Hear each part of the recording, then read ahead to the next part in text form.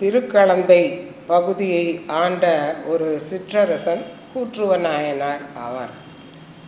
இவர் பகைவர்களுக்கெல்லாம் கூற்றுவன் போன்றவர் என்பதால் கூற்றுவ நாயனார் என்ற பெயர் வந்தது என்று கூறுவாரும் உண்டு. இந்த கூற்றுவ நாயனார்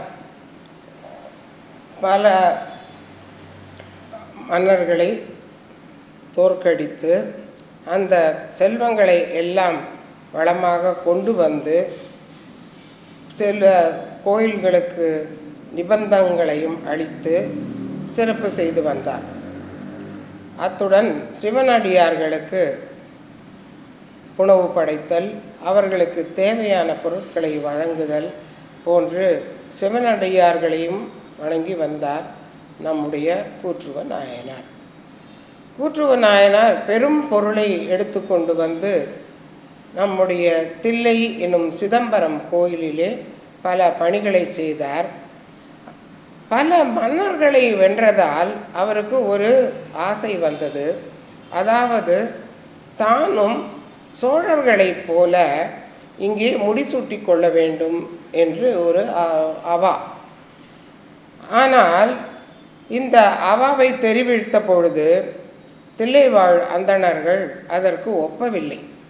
அவர்கள் சொன்னது, சோழர்களை தவிர பிச்சாவர சோழர்கள் என்று சொல்லப்படும் சோழர் பரம்பரை அவர்களை தவிர வேறு யாருக்கும் சிதம்பரத்திலே மணிசூட்டல் நடைபெறாது என்று தெரிவித்து விட்டார்கள்.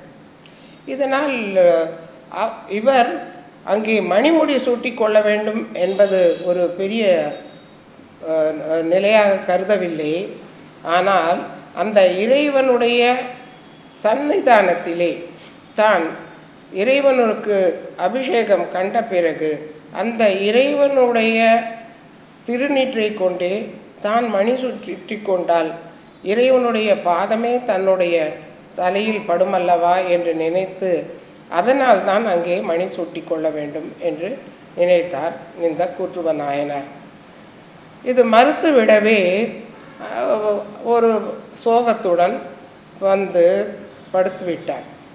படுத்த பொழுது அவருக்கு கனவிலே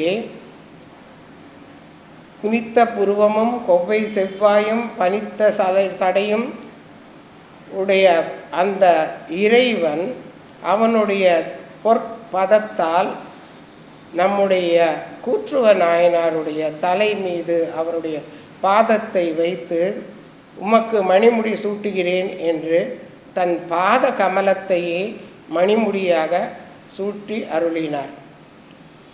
விடிந்ததும் எழுந்தவுடன் இதை கண்டு விடிந்து எழுந்தவுடன் நம்முடைய கூற்றுவ நாயனாருக்கு மிக மிக மகிழ்ச்சி.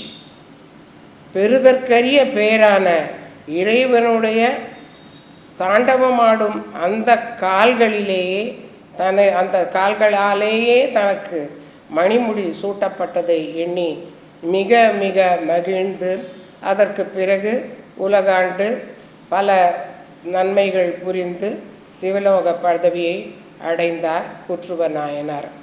இவருடைய குரு பூஜை ஆடி மாதம் கார்த்திகை மாதம் வரப்பெறுகிறது.